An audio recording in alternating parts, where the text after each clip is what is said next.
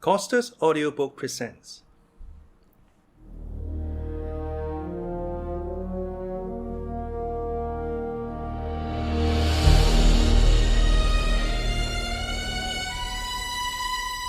The Count of Monte Cristo by Alexandre Dumas.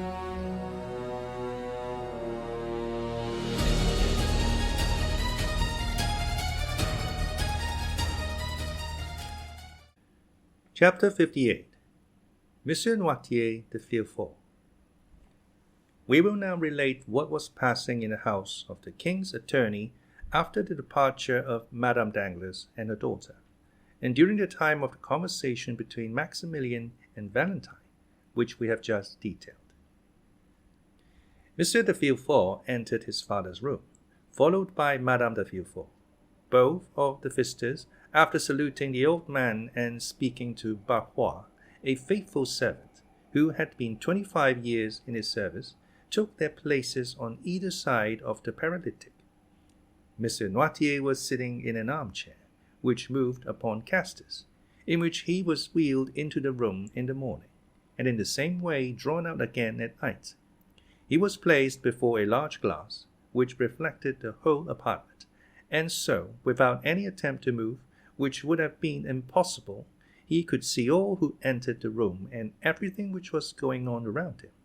Monsieur Noirtier, although almost as immovable as a corpse, looked at the newcomers with a quick and intelligent expression, perceiving at once, by their ceremonious courtesy, that they were come on business of an unexpected and official character. Sight and hearing were the only senses remaining, and they, like two solitary sparks, remained to animate the miserable body which seemed fit for nothing but the grave. It was only, however, by means of one of these senses that he could reveal the thoughts and feelings that still occupied his mind, and the look by which he gave expression to his inner life was like the distant gleam of a candle which a traveller sees by night across some desert place, and knows that a living being dwells beyond the silence and obscurity.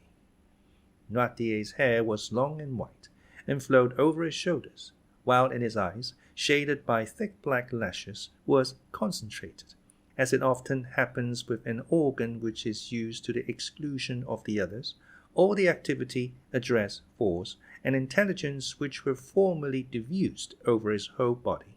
And so, although the movement of the arm, the sound of the voice, and the agility of the body were wanting, the speaking eye sufficed for all. He commanded with it. It was the medium through which his thanks were conveyed. In short, his whole appearance produced on the mind the impression of a corpse with living eyes, and nothing could be more startling than to observe the expression of anger or joy suddenly lighting up these organs, while the rest of the rigid and marble-like features were utterly deprived of the power of participation. 3 persons only could understand this language of the poor paralytic. These were Villefort, Valentine, and the old servant of whom we have already spoken. But as Villefort saw his father but seldom, and then only when absolutely obliged, and as he never took any pains to please or gratify him when he was there, all the old man's happiness was centered in his granddaughter. Valentine, by means of her love, her patience, and her devotion, had learned to read in Noirtier's look all the varied feelings which were passing in his mind. To this dumb language, which was so unintelligible to others, she answered by throwing her whole soul into the expression of her countenance, and in this manner were the conversations sustained between the blooming girl and the helpless invalid, whose body could scarcely be called a living one, but who nevertheless possessed a fund of knowledge and penetration, united with a will as powerful as ever, although clogged by a body rendered utterly incapable of obeying its impulses. Valentine had solved the problem, and was able easily to understand his thoughts, and to convey her own in return, and, through her untiring and devoted assiduity, it was seldom that, in the ordinary transactions of everyday life, she failed to anticipate the wishes of the living, thinking mind, or the wants of the almost inanimate body. As to the servant, he had, as we have said, been with his master for 25 years. Therefore he knew all his habits, and it was seldom that Noirtier found it necessary to ask for anything, so prompt was he in administering to all the necessities of the invalid. Villefort did not need the help of either Valentine or the domestic in order to carry on with his father the strange conversation which he was about to begin. As we have said, he perfectly understood the old man's vocabulary, and if he did not use it more often, it was only indifference and ennui which prevented him from so doing. He therefore allowed Valentine to go into the garden, sent away Barrois, and after having seated himself at his father's right hand, while Madame de Villefort placed herself on the left, he addressed him thus: "Trust you will not be displeased, sir, that Valentine has not come with us, or that I dismissed Barrois, for our conference will be one which could not with propriety be carried on in the presence of either. Madame de Villefort and I have a communication to make to you." Noirtier's face remained perfectly passive during this long preamble, while, on the contrary, Villefort's eye was endeavoring to penetrate into the inmost recesses of the old man's heart. "This communication," continued the procurer, in that cold and decisive tone which seemed at once to preclude all discussion, "will, we are sure, meet with your approbation." The eye of the invalid still retained that vacancy of expression which prevented his son from obtaining any knowledge of the feelings which were passing in his mind. He listened, nothing more. "Sir," resumed Villefort, "we are thinking of marrying Valentine." Had the old man's face been molded in wax, it could not have shown less emotion at this news than was now to be traced there. "The marriage will take place in less than 3 months," said Villefort. Noirtier's eye still retained its inanimate expression.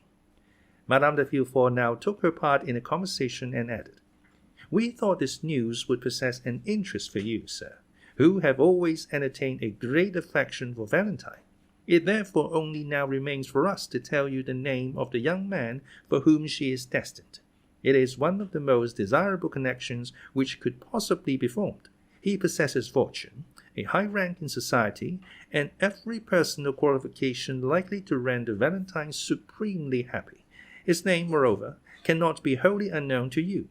It is M. Franz de Quesnel, Baron d'Épinay." While his wife was speaking, Villefort had narrowly watched the old man's countenance. When Madame de Villefort pronounced the name of Franz, the pupil of M. Noirtier's eye began to dilate, and his eyelids trembled with the same movement that may be perceived on the lips of an individual about to speak, and he darted a lightning glance at Madame de Villefort and his son. The procureur, who knew the political hatred which had formerly existed between M. Noirtier and the elder d'Épinay, well understood the agitation and anger which the announcement had produced, but, feigning not to perceive either, he immediately resumed the narrative begun by his wife. "Sir," said he, "you are aware that Valentine is about to enter her 19th year, which renders it important that she should lose no time in forming a suitable alliance.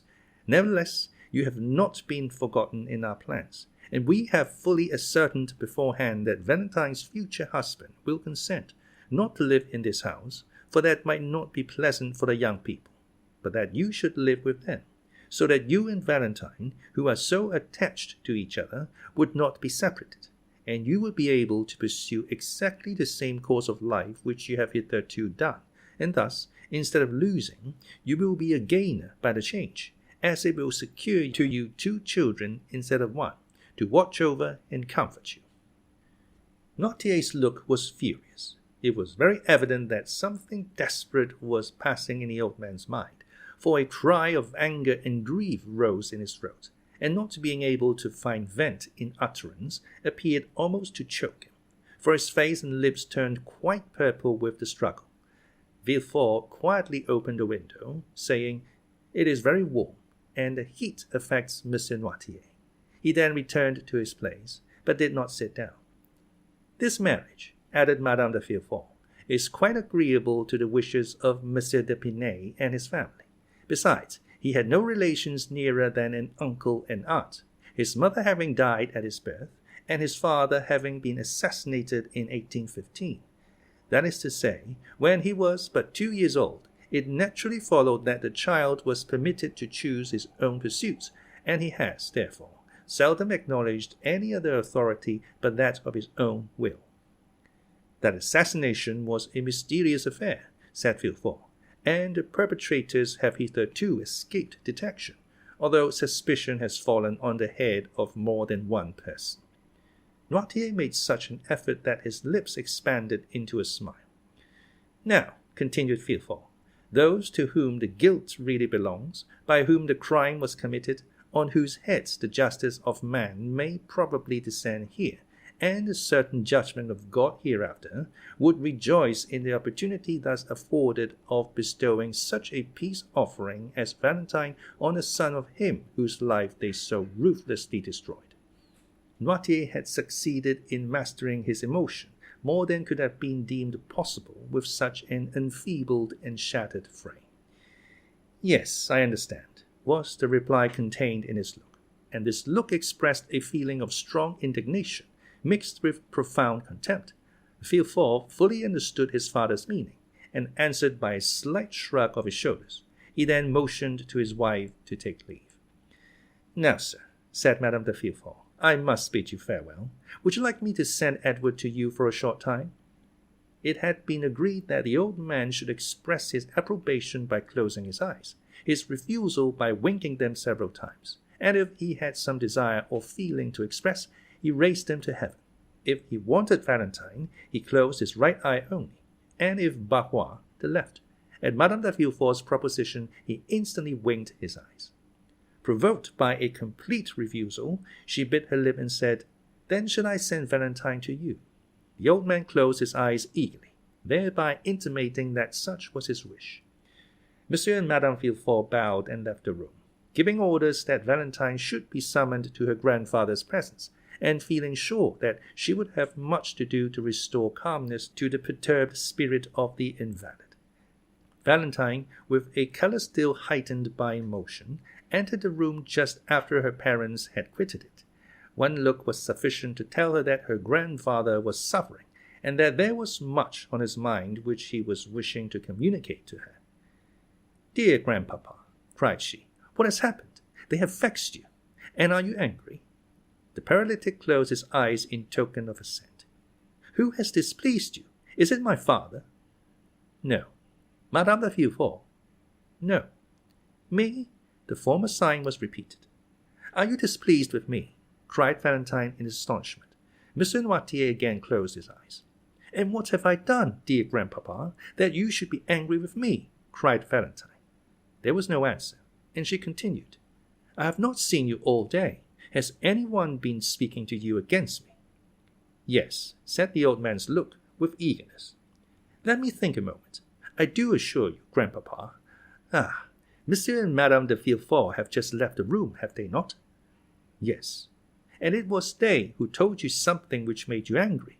What was it then? May I go and ask them, that I may have the opportunity of making my peace with you?" No, said Noirtier's look. You frighten me. What can they have said?" And she again tried to think what it could be. I know," said she, lowering her voice and going close to the old man. "They have been speaking of our marriage, have they not?" "Yes," replied the angry look. "I understand. You are displeased at the silence I have preserved on the subject.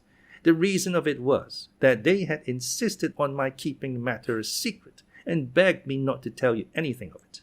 They did not even acquaint me with their intentions, and I only discovered them by chance. That is why I have been so reserved with you, dear grandpapa. Pray forgive me." But there was no look calculated to reassure her. All it seemed to say was, "It is not only your reserve which afflicts me." "What is it, then?" asked the young girl. "Perhaps you think I shall abandon you, dear grandpapa, and that I shall forget you when I am married?" "No." "They told you, then, that Monsieur d'Épinay consented to our all living together?" "Yes." "Then why are you still vexed and grieved?" The old man's eyes beamed with an expression of gentle affection. "Yes, I understand," said Valentine. "It is because you love me." The old man assented. and you are afraid I shall be unhappy? Yes. You do not like Monsieur Franz? The eyes repeated several times. No, no, no. Then you are vexed with the engagement? Yes. Well, listen, said Valentine, throwing herself on her knees and putting her arm round her grandfather's neck. I am vexed too, for I do not love Monsieur Franz d'Épinay. An expression of intense joy illuminated the old man's eyes. When I wished to retire into a convent, you remember how angry you were with me. A tear trembled in the eye of the invalid. Well, continued Valentine, the reason of my proposing it was that I might escape this hateful marriage, which drives me to despair. Noirtier's breathing came thick and short. Then the idea of this marriage really grieves you too. Ah, if you could but help me. If we could both together defeat their plan. But you are unable to oppose them. You, whose mind is so quick and whose will is so firm, are nevertheless as weak and unequal to the contest as I am myself. Alas, you, who would have been such a powerful protector to me in the days of your health and strength, can now only sympathize in my joys and sorrows, without being able to take any active part in them. However, this is much, and calls for gratitude, and heaven has not taken away all my blessings when it leaves me your sympathy and kindness. At these words there appeared in Noirtier's eye an expression of such deep meaning that the young girl thought she could read these words there. You are mistaken. I can still do much for you. Do you think you can help me, dear grandpapa? Said Valentine. Yes. Noirtier raised his eyes. It was the sign agreed on between him and Valentine when he wanted anything. What is it you want, dear grandpapa? Said Valentine, and she endeavored to recall to mind all the things which he would be likely to need, and as the ideas presented themselves to her mind, she repeated them aloud. Then, finding that all her efforts elicited nothing but a constant no, she said, Come, since this plan does not answer, I will have recourse to another. She then recited all the letters of the alphabet from A down to N. When she arrived at that letter, the paralytic made her understand that she had spoken the initial letter of the thing he wanted. Ah, said Valentine, the thing you desire begins with the letter N. It is with N that we have to do.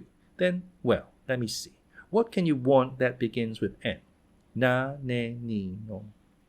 Yes, said the old man's eye. Ah, it is no, then. Yes. Valentine fetched the dictionary, which she placed on the desk before Noirtier.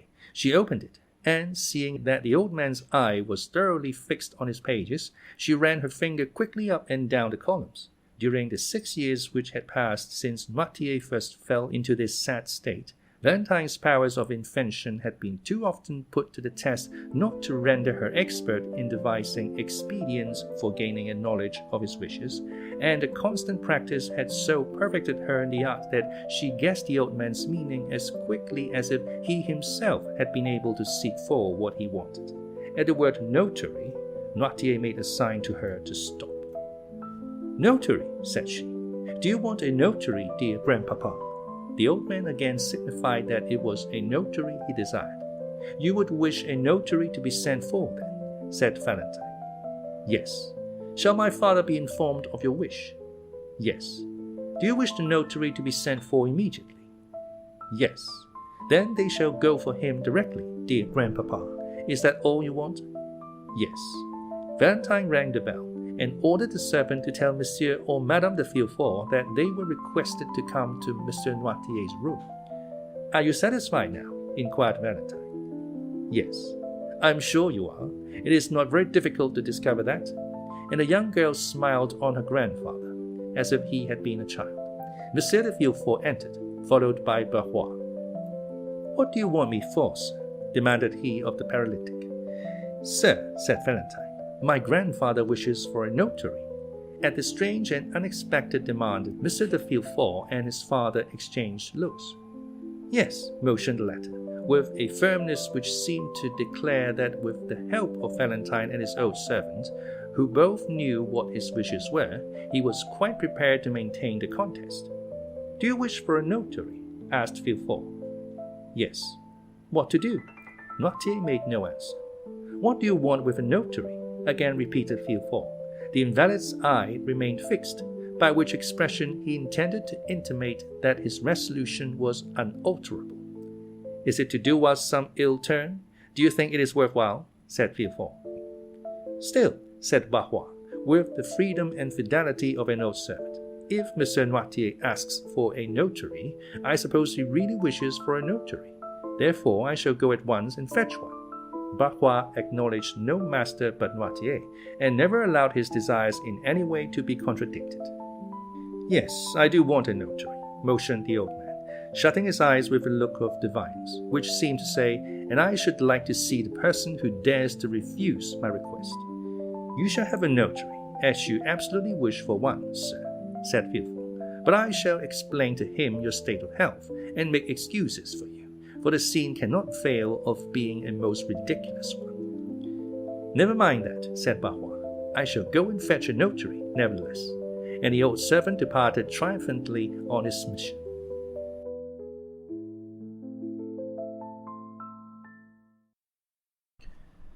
Chapter 59. The Will.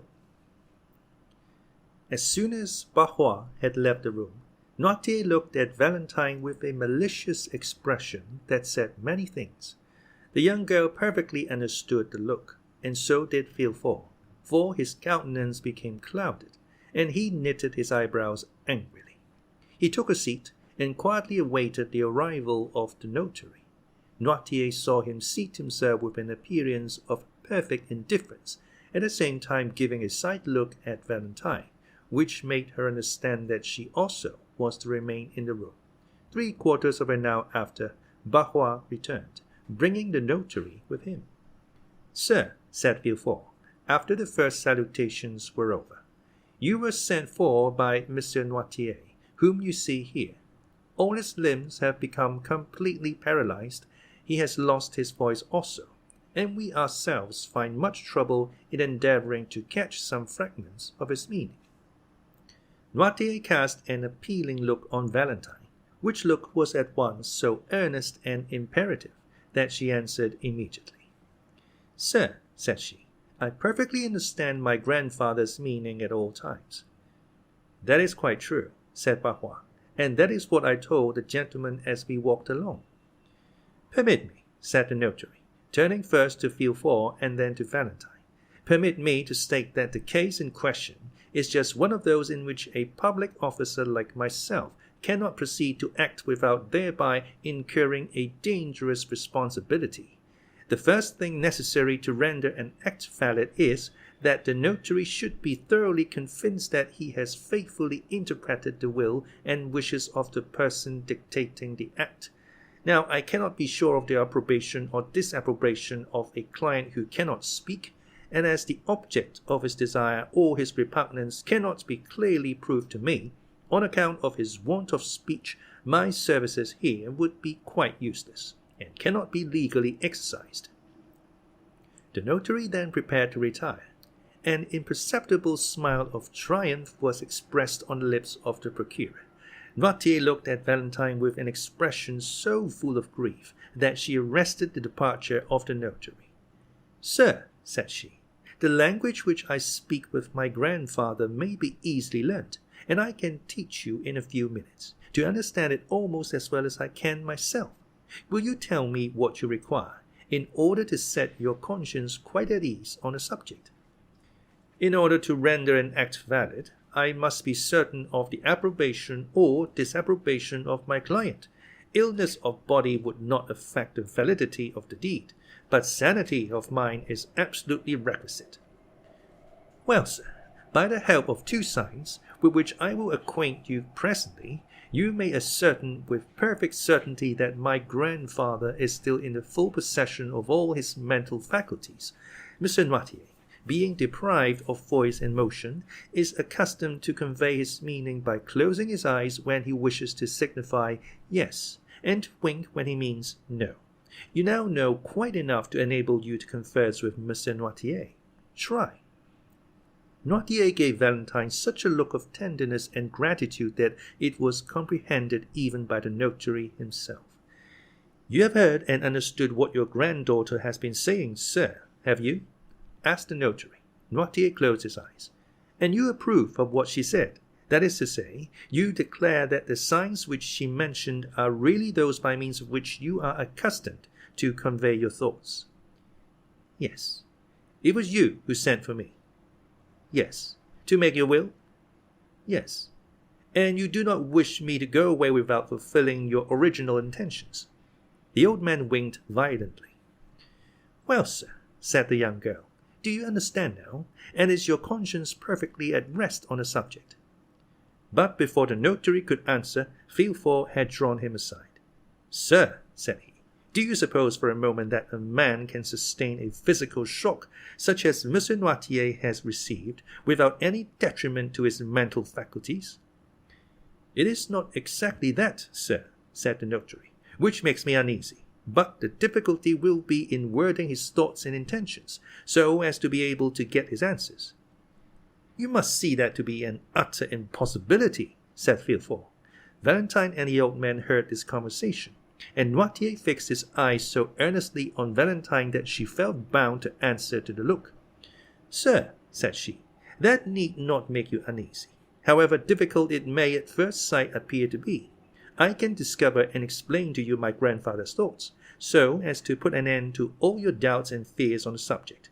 I have now been 6 years with M. Noirtier, and let him tell you if ever once, during that time, he has entertained a thought which he was unable to make me understand. No, sighed the old man. Let us try what we can do then, said the notary. You accept this young lady as your interpreter, M. Noirtier? Yes. Well, sir, what do you require of me, and what document is it that you wish to be drawn up? Valentine named all the letters of the alphabet until she came to W. At this letter, the eloquent eye of Noirtier gave her notice that she was to stop. It is very evident that it is the letter W which M. Noirtier wants, said the notary. Wait, said Valentine, and, turning to her grandfather, she repeated, Wa, where, we. The old man stopped her at the last syllable. Valentine then took the dictionary, and the notary watched her while she turned over the pages. She passed her fingers slowly down the columns, and when she came to the word will, M. Noirtier's eye bade her stop. Will, said the notary, it is very evident that M. Noirtier is desirous of making his will. Yes, motioned the invalid.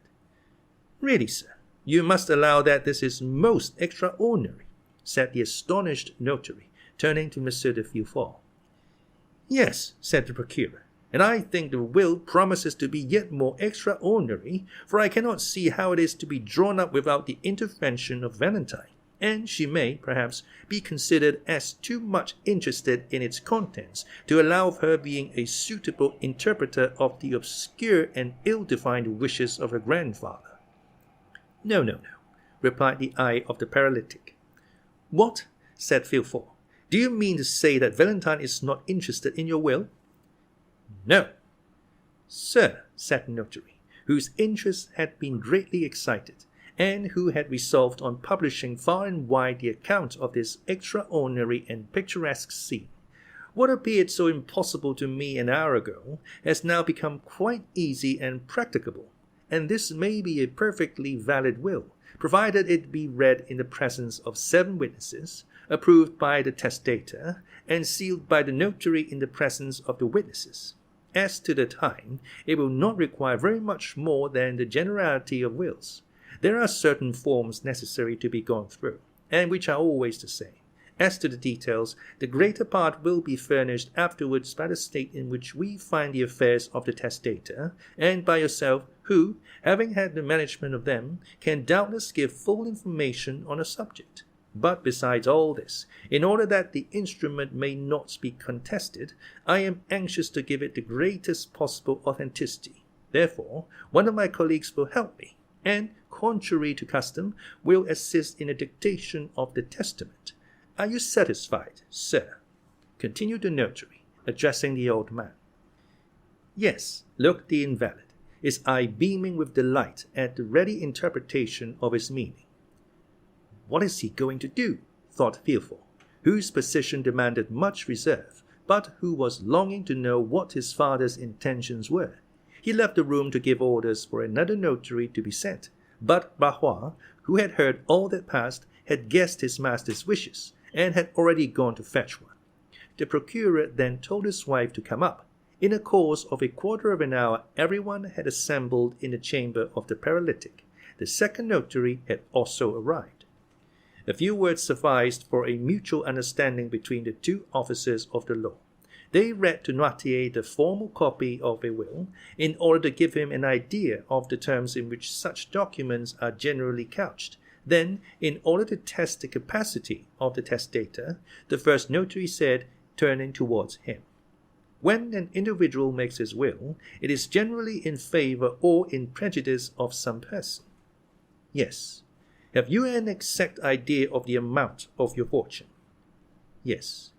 "I will name to you several sums which will increase by gradation. You will stop me when I reach the one representing the amount of your own possessions?" "Yes." There was a kind of solemnity in this interrogation.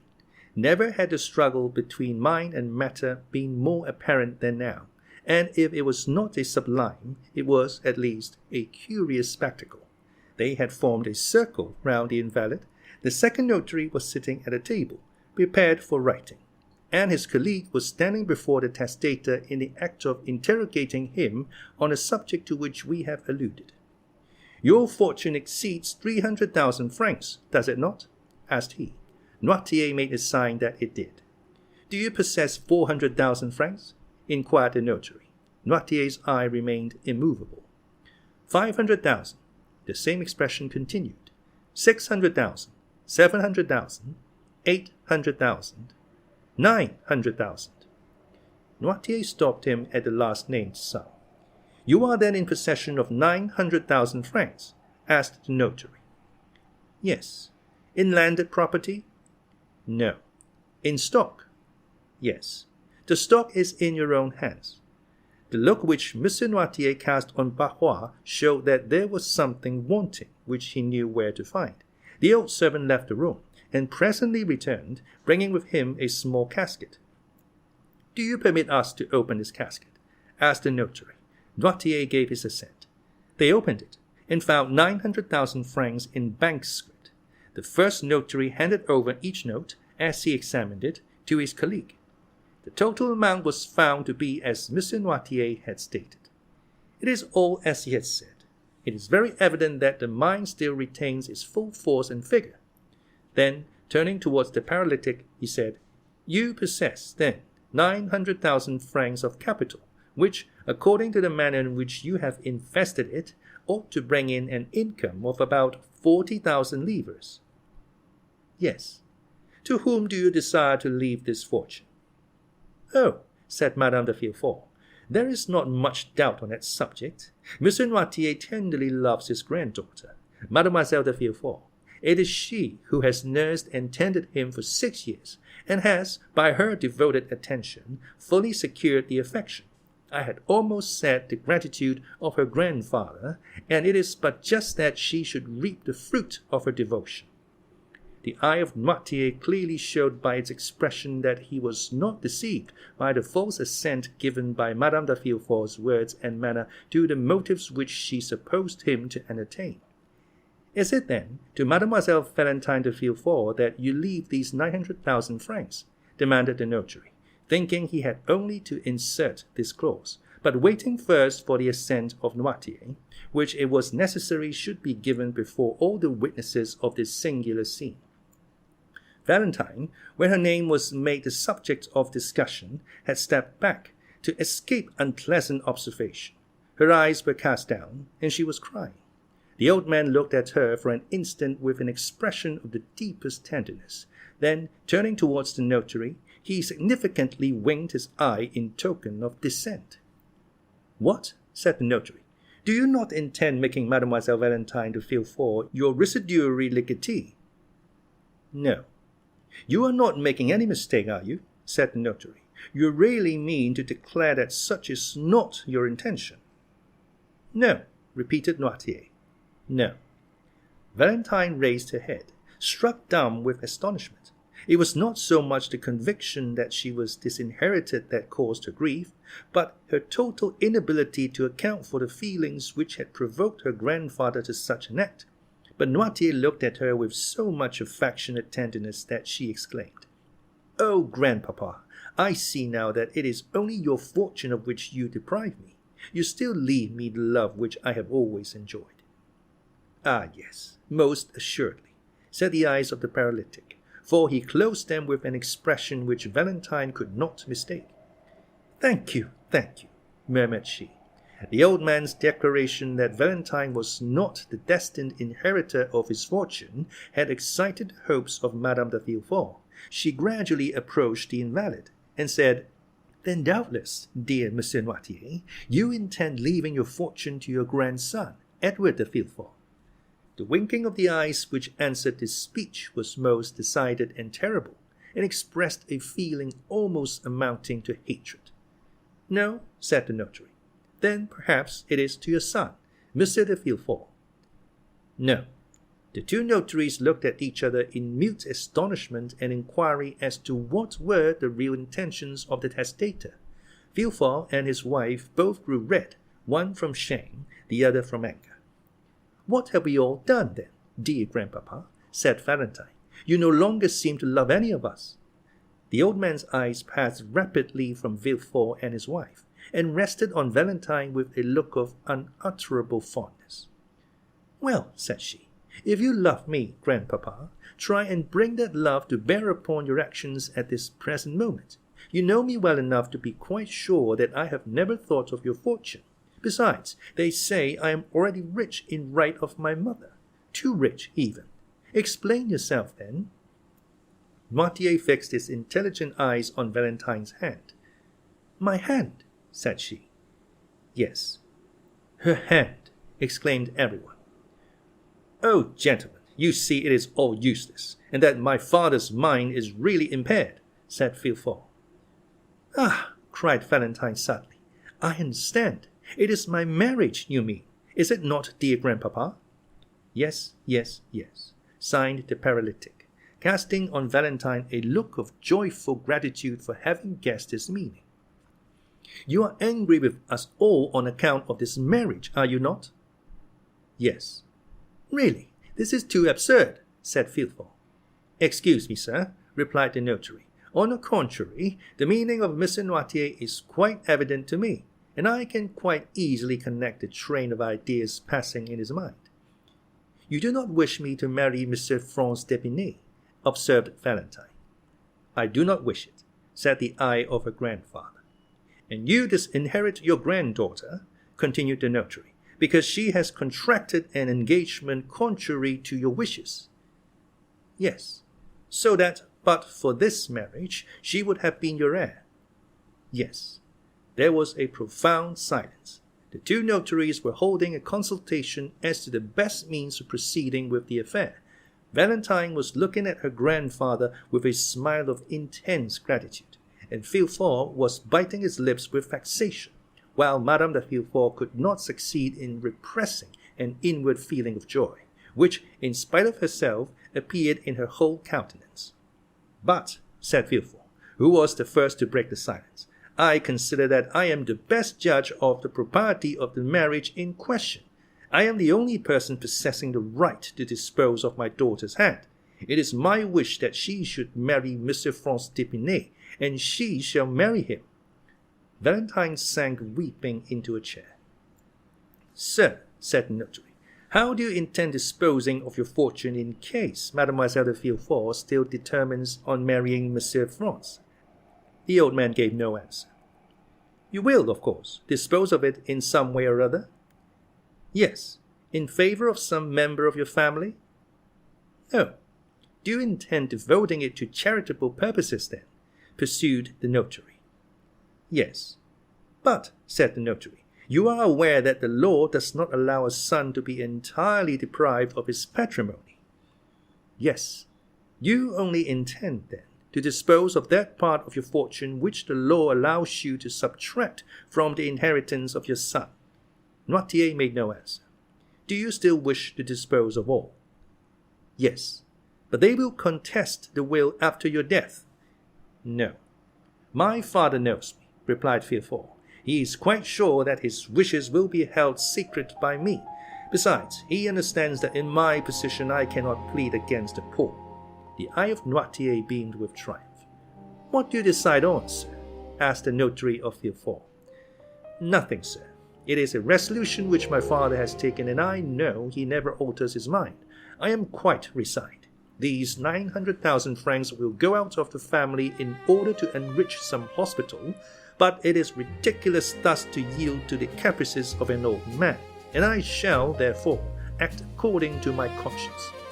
Having said this, Villefort quitted the room with his wife, leaving his father at liberty to do as he pleased.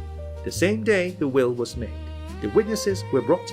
It was approved by the old man, sealed in the presence of all, and given in charge to Monsieur Deschamps, the family notary.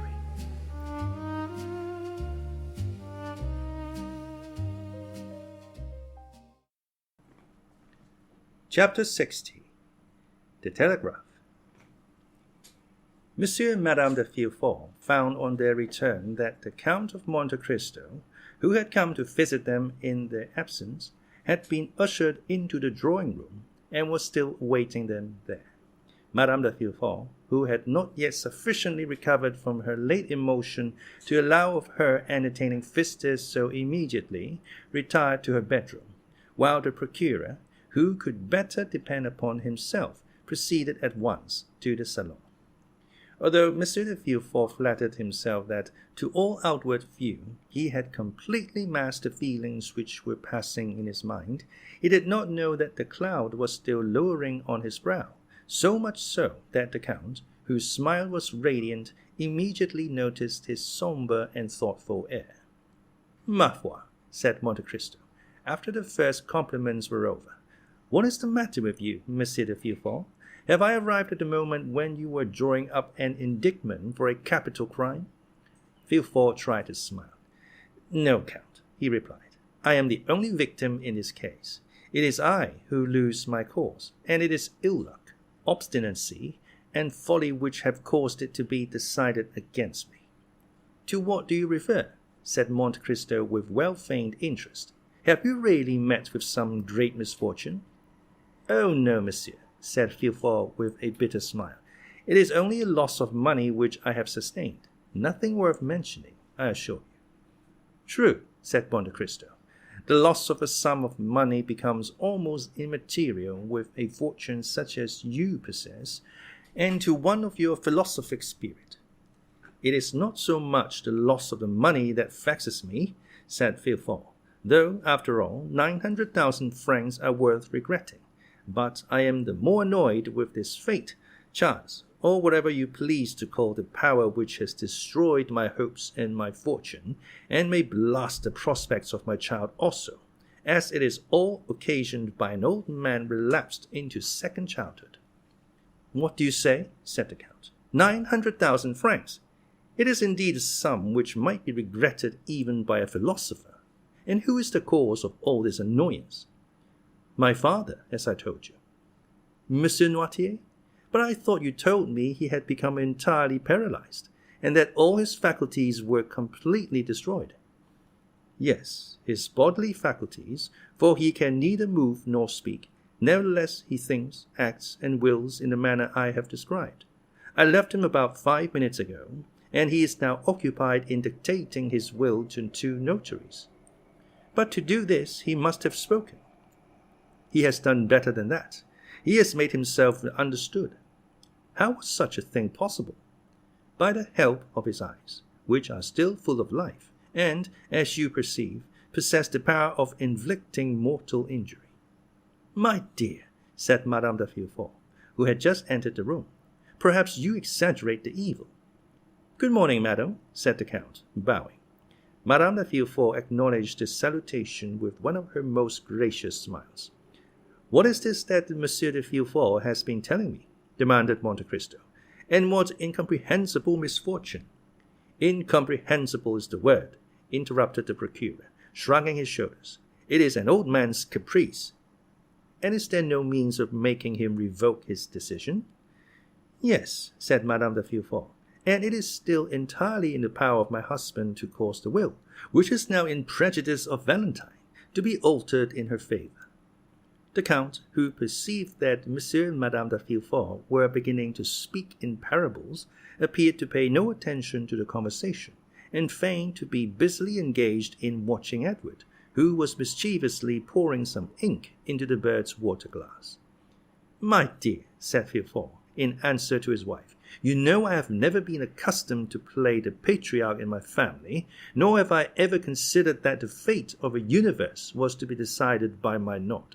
Nevertheless, it is necessary that my will should be respected in my family, and that the folly of an old man and the caprice of a child should not be allowed to overturn a project which I have entertained for so many years.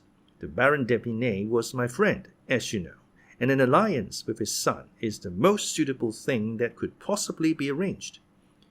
"Do you think," said Madame de Villefort, "that Valentine is in league with him? She has always been opposed to this marriage, and I should not be at all surprised if what we have just seen and heard is nothing but the execution of a plan concerted between them."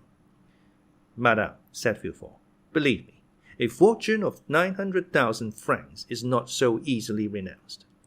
"She could, nevertheless, make up her mind to renounce the wealth, sir, since it is only about a year ago that she herself proposed entering a convent." "Never mind," replied Villefort. "I say that this marriage shall be consummated."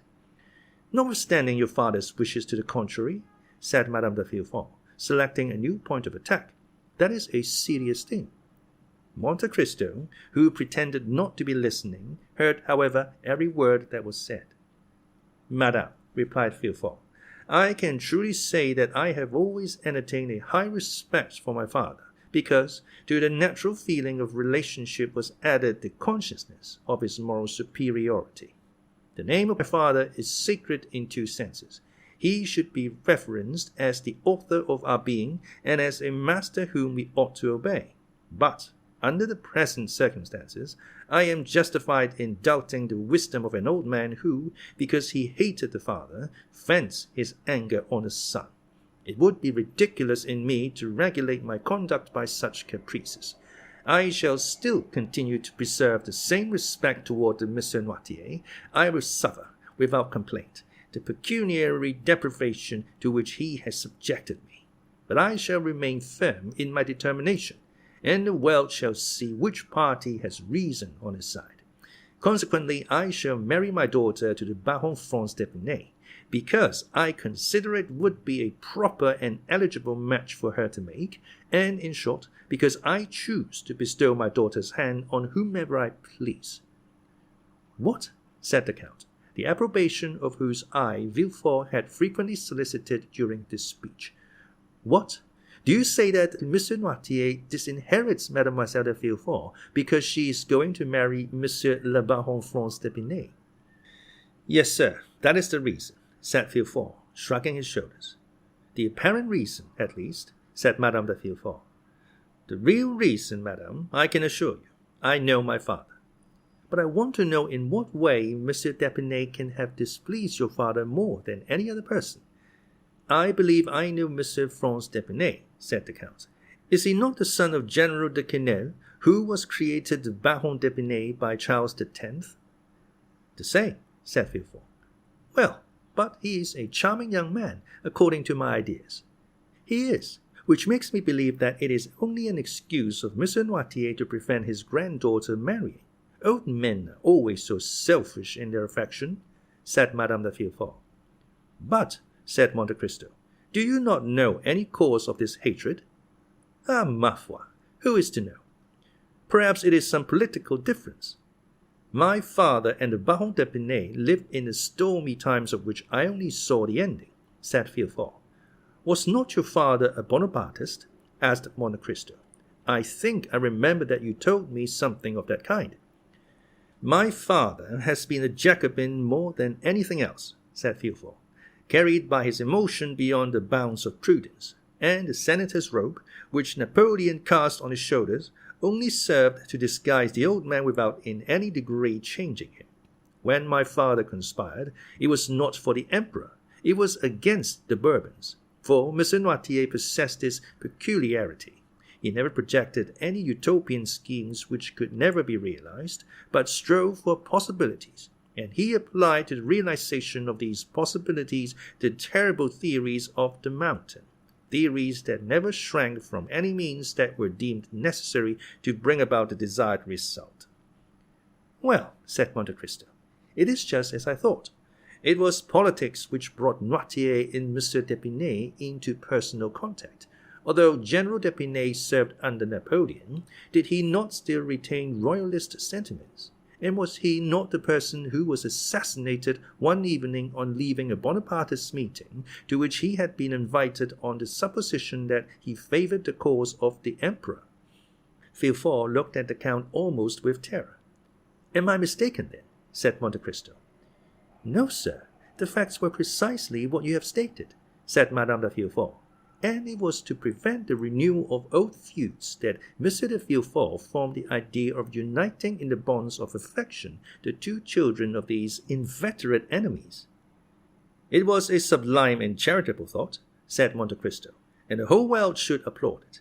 It would be noble to see Mademoiselle Noirtier de Villefort assuming the title of Madame Franz d'Épinay." Villefort shuddered and looked at Monte Cristo as if he wished to read in his countenance the real feelings which had dictated the words he had just uttered. But the Count completely baffled the procureur, and prevented him from discovering anything beneath the never-varying smile he was so constantly in the habit of assuming. "Although," said Villefort, "it will be a serious thing for Valentine to lose her grandfather's fortune, I do not think that M. d'Épinay will be frightened at this pecuniary loss. He will, perhaps, hold me in greater esteem than the money itself, seeing that I sacrifice everything in order to keep my word with him. Besides, he knows that Valentine is rich in right of her mother, and that she will, in all probability, inherit the fortune of M. and Madame de Saint-Méran, her mother's parents, who both love her tenderly, and who are fully as well worth loving and tending as M. Noirtier," said Madame de Villefort. "Besides, they are to come to Paris in about a month, and Valentine, after the affront she has received, need not consider it necessary to continue to bury herself alive by being shut up with M. Noirtier."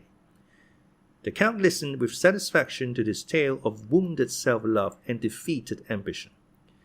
"But it seems to me," said Monte Cristo, "and I must begin by asking your pardon for what I am about to say, that if M. Noirtier disinherits Mademoiselle de Villefort because she is going to marry a man whose father he detested, he cannot have the same cause of complaint against this dear Edward." "True," said Madame de Villefort, with an intonation of voice which it is impossible to describe. "Is it not unjust, shamefully unjust? Poor Edward is as much M. Noirtier's grandchild as Valentine, and yet, if she had not been going to marry M. Franz, M. Noirtier would have left her all his money, and supposing Valentine to be disinherited by her grandfather, she will still be 3 times richer than he." The Count listened and said no more. "Count," said Villefort, "we will not entertain you any longer with our family misfortunes. It is true that my patrimony will go to endowed charitable institutions, and my father will have deprived me of my lawful inheritance without any reason for doing so. But I shall have the satisfaction of knowing that I have acted like a man of sense and feeling. M. d'Épinay, to whom I had promised the interest of the sum, shall receive it, even if I endure the most cruel privations." "However," said Madame de Villefort, returning to the one idea which incessantly occupied her mind, "perhaps it would be better to explain this unlucky affair to M. d'Épinay, in order to give him the opportunity of himself renouncing his claim to the hand of Mademoiselle de Villefort." "Ah, that would be a great pity," said Villefort. "A great pity," said Monte Cristo. "Undoubtedly," said Villefort, moderating the tones of his voice. "A marriage once concerted and then broken off throws a sort of discredit on a young lady. Then again, the old reports, which I was so anxious to put an end to, will instantly gain ground. No, it will all go well. M. d'Épinay, if he is an honorable man, will consider himself more than ever pledged to Mademoiselle de Villefort, unless he were actuated by a decided feeling of avarice. but that is impossible." "I agree with Monsieur de Villefort," said Monte Cristo, fixing his eyes on Madame de Villefort. "And if I were sufficiently intimate with him to allow of giving my advice, I would persuade him, since I have been told Monsieur d'Épinay is coming back, to settle this affair at once beyond all possibility of revocation. I will answer for the success of a project which will reflect so much honor on Monsieur de Villefort." The procureur arose, delighted with the proposition, but his wife slightly changed color. "Well, that is all that I wanted, and I will be guided by a counselor such as you are," said he, extending his hand to Monte Cristo. "Therefore, let everyone here look upon what has passed today as if it had not happened, and as though we had never thought of such a thing as a change in our original plans." "Sir," said the Count, "the world, unjust as it is, will be pleased with your resolution. Your friends will be proud of you, and Monsieur d'Épinay, even if he took Mademoiselle de Villefort without any dowry, which he will not do, would be delighted with the idea of entering a family which could make such sacrifices in order to keep a promise and fulfill a duty." At the conclusion of these words, the Count rose to depart. "Are you going to leave us, Count?" said Madame de Villefort. "I am sorry to say I must do so, madame. I only came to remind you of your promise for Saturday." "Did you fear that we should forget it?" "You are very good, madame, but Monsieur de Villefort has so many important and urgent occupations." "My husband has given me his word, sir," said Madame de Villefort. "You have just seen him resolve to keep it when he has everything to lose, and surely there is more reason for his doing so where he has everything to gain."